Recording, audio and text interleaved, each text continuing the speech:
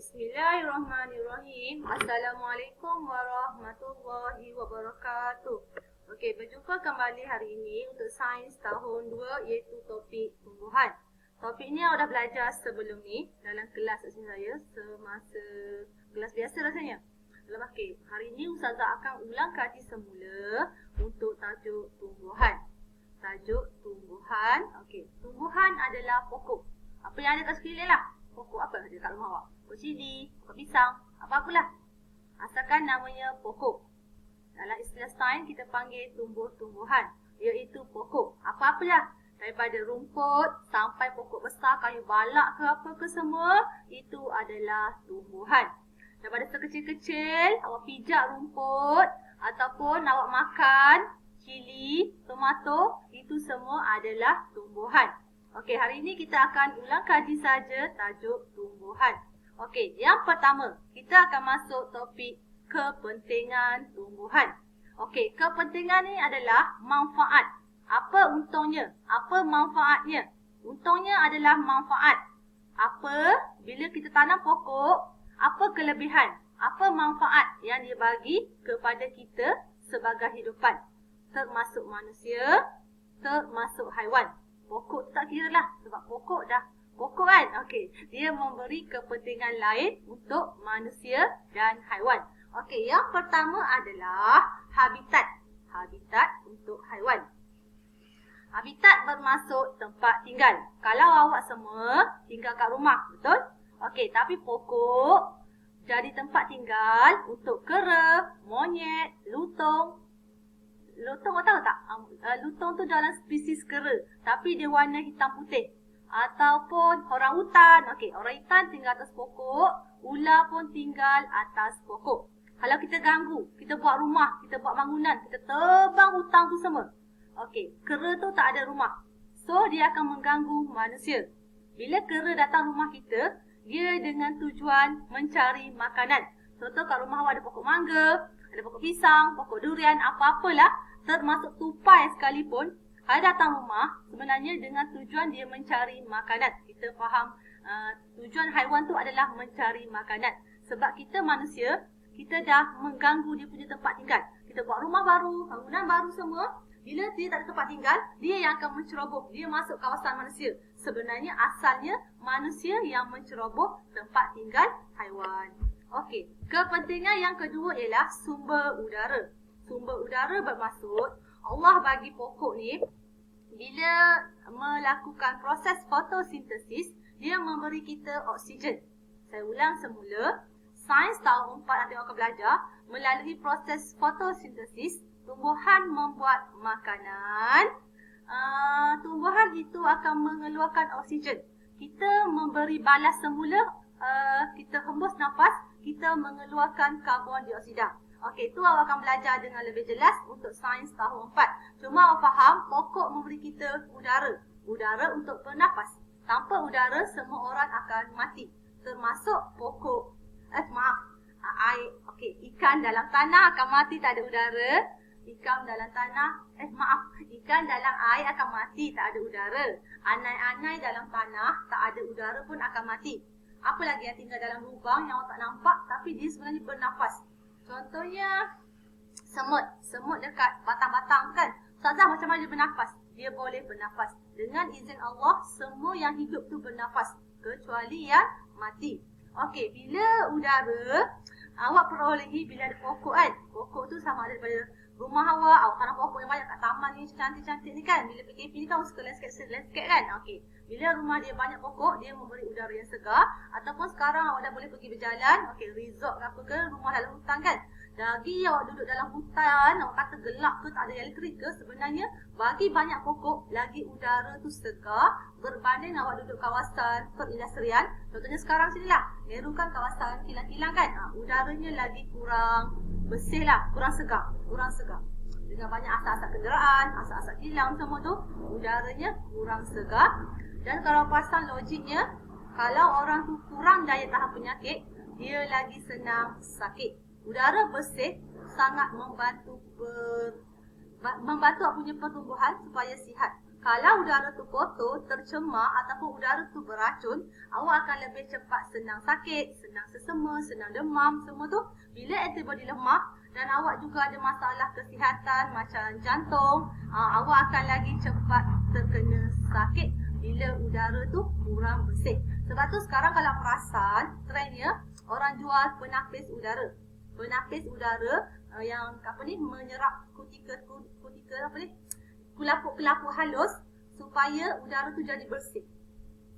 Saya berkongsi jugalah yang saya pernah dengar, ada orang baru balik dari luar negara tau. Mungkin dia rasa sana udara bersih ke, Allah jadikan apa ke, sana anak dia tak sakit.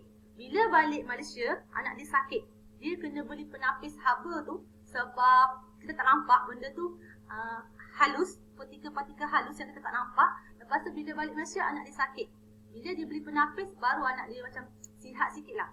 Maksudnya bila kita terdedah, saya sendiri pun terdedah kepada udara yang tercemar, kita akan lebih cepat sakit. Dan kenapa Allah menjadikan tumbuhan tu sebagai sumber udara.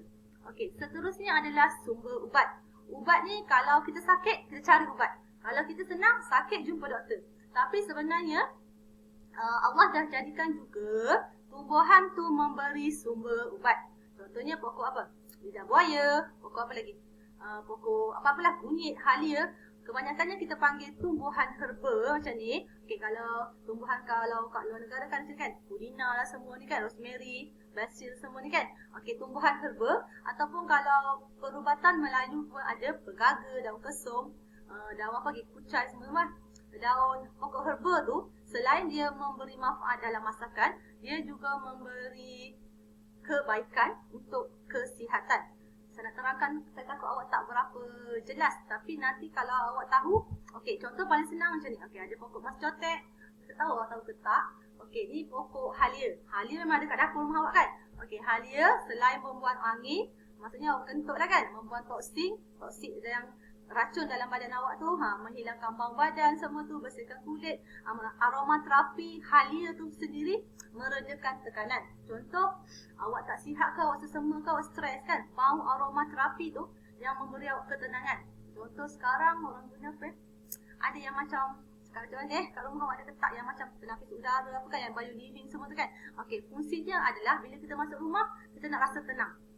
Kita nak rasa tenang sebab kita tak nak masuk rumah, kita dengan harapan kita sihat dalam rumah tu, kita tenang dan tak ada gaduh-gaduh, tak ada apa kan. Okey, maksudnya tumbuhan tu sendiri dia dah ada yang macam Allah bagi pewangi lah. Okey, pewangi sebelum jadi. Maksudnya pandan, bila bang pandan awak akan lega kan. Macam tu.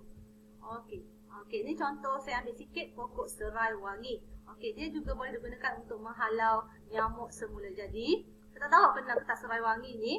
Kalau biasanya, kalau dulu perubatan Melayu, serai wangi ni guna untuk wanita lepas pantang. Rebus air dia. Lepas tu air dia akan memberi bau yang segar. Rasa macam tu. Macam awak bau sabun lah sekarang. Macam tu. Tapi dulu kan sabun tu kan, kalau kita fikir logik, kalau orang buat daripada tu bahan kimia kan. Okey, kalau benda-benda semula jadi ni, insya-Allah dia organik. Maksudnya bebas daripada racun. Okey, seterusnya sumber makanan. Ni memang senang lah nak ingat. Bila ada buah, contohnya buah pisang, buah rambutan, apa-apa buah je, ataupun jagung. Jagung yang awak makan tu sebagai sumber karbohidrat. Tapi bila awak makan bijirin ataupun siril, contohnya honey star, tu bijirin juga tahu daripada jagung asalnya. Tapi bila dah bercampur gula, awak panggil dia honey star kan, awak boleh makan tapi berpada-pada sebab dia dah bercampur dengan gula. Okey, seterusnya ialah kita akan tengok keperluan asas tumbuhan untuk bercambah. Ini masa bercambah tahu. Bercambah ni maksudnya daripada dia tak ada apa-apa, benih sebiji tu, benih kacang kau pernah buat kacang pasti semua kan, perkara dika awak tu kan. Okey, bila saya akan bercambah? Bercambah maksudnya macam ni.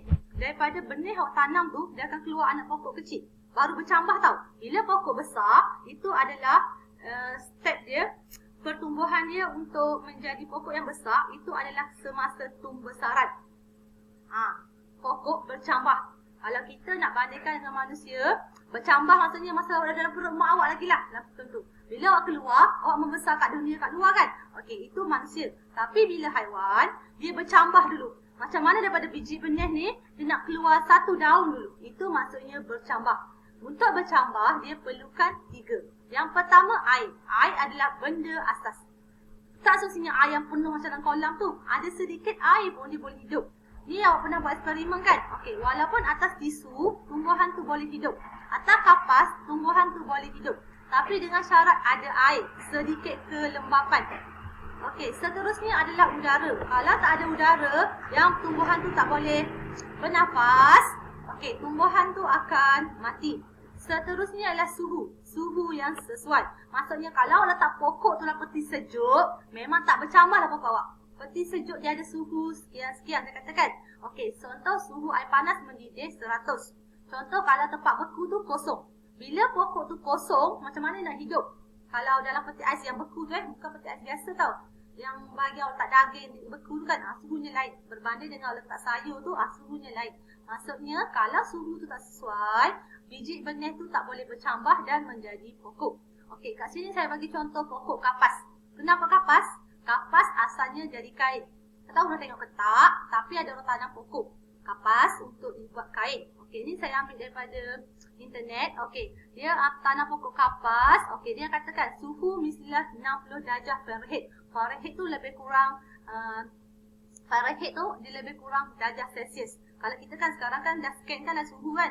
Okey, dia tunjuk darjah Celsius kan. Okey, Fahrenheit tu adalah sama je lah, lebih kurang untuk darjah Celsius. Tapi nak cakap, untuk menanam pokok kapas, dia perlukan suhunya 60 darjah. Ataupun lebih tinggi untuk biji benih kapas berjaya bercambah. Maksudnya kalau kita suhu kita sejuk 40 contoh nak tanam kapas, tapi awak pergi tanam dekat tanah Cameron. Cameron kan suhunya sejuk kan, ataupun kat Kundasang kan. Dia sejuk kan. Bila awak tanam dekat suhu sejuk, kapas ni tak boleh hidup. Maksudnya tumbuhan tu memerlukan suhu yang sesuai. Macam awak lah, hari sejuk tapi awak tak pakai hari tu kan, maksudnya tak ada salji kan, contoh ada salji. Tapi awak tak pakai sweater, boleh tidur ke? Ataupun pergi Cameron, awak tidur, pasang aircon, tak pakai baju. Terlalu sejuk. Tak boleh kan? Kita memerlukan suhu yang sesuai. Kalau suhu tak sesuai, kalau manusia pun logiknya, awak akan menggigil, sakit. Sama dengan tumbuhan. Walaupun tumbuhan tak boleh cakap, tumbuhan tu tak boleh hidup kalau suhunya tak sesuai. Okey, itu sahaja saya rasa. Saya harap awak faham. Ini ulang kaji sahaja. Sebab tu saya cerita yang macam benda lain lah masa tumbuhan herba apa ke, sebab kita ulang kaji. Lepas ni saya akan beri latihan. Jaga diri kat rumah, selamat mengulang kaji, jangan tinggal solat, itu sahaja. Jangan lupa baca Al-Quran. Terima kasih. Assalamualaikum.